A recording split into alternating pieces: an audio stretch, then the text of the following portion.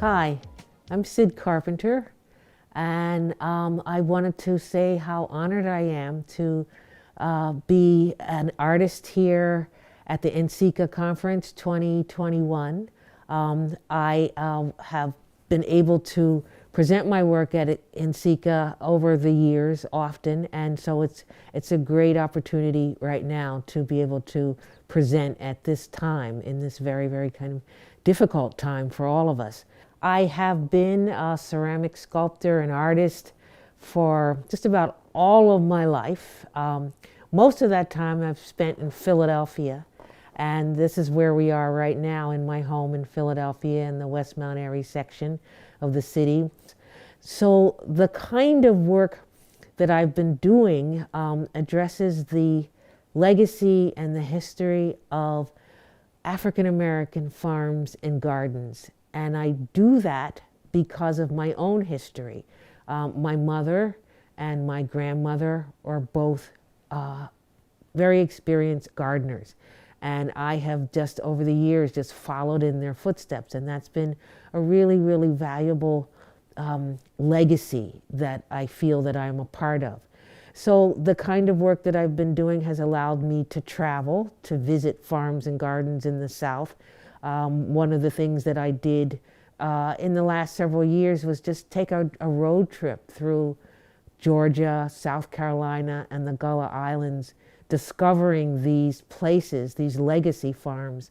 And I think about them as legacy farms because they have been in these families for decades, since Reconstruction and since Jim Crow and all the way up through the Great Migration, the fact that many of these farms have remained in the same families. And I think of them as just places that just represent a kind of courage, and also the fact that they are sustained over time by these families and contribute to our culture. And so my work addresses the fact that they have not actually been acknowledged by visual artists to the extent that I think that they should be, because they do provide this incredible, rich resource of imagery.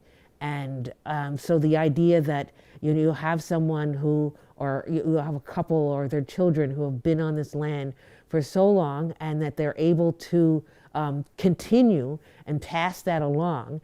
And why is that important?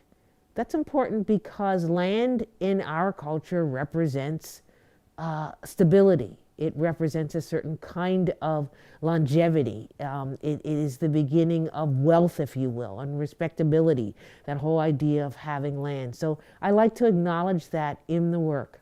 In addition to making this art, around this subject, I also, I teach. I teach at Swarthmore College, which is a small liberal arts college outside of Philadelphia.